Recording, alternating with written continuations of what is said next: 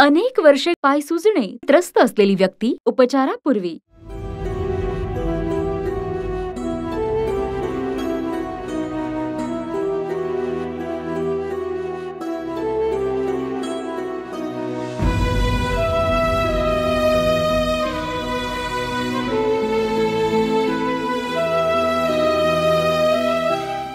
अनेक वर्षे पाय सुजणे त्रस्त असलेली व्यक्ती 1 महिन्याच्या उपचारानंतर। मावशींचं नाव काय आहे? बबनभाई पाटील। तुम्ही कुठून आला? आम्ही शहादा नंदुरबार डिस्ट्रिक्ट महाराष्ट्र। काय त्रास आहे? माझी आई आहेत, त्यांना सगळे दोन्ही गुडघे सुजन होती, त्यांना उठायला चालायला त्रास होत होता आणि थोडे चक्कर वगैरे यायचे, जेवण जात नव्हतं आणि असं अशक्तपणासारखं वाटत होतं त्यांना।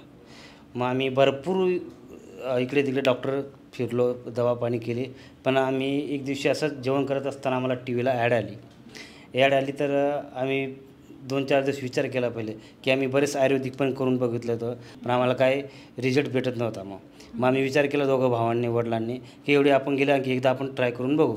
मग आम्ही पहिले तिथून आम्ही फोन लावला RJRला, मग व्हिजिट दिली, नंतर मग डॉक्टर मला थोडं गायडन्स वगैरे दिलं, त्यांनी जे मेडिसिन वगैरे दिले हे 1 मंथचं, त्याच्यावर जवळजवळ 30-40% आम्हाला आईला रिझल्ट भेटू लागला।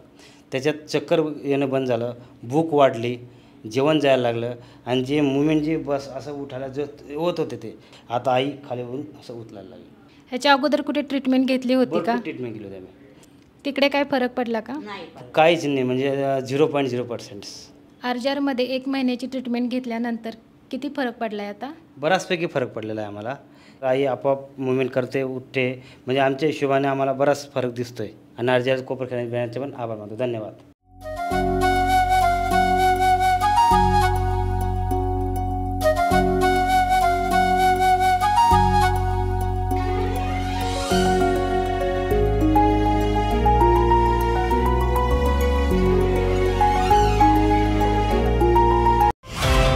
RJR Herbal Hospital।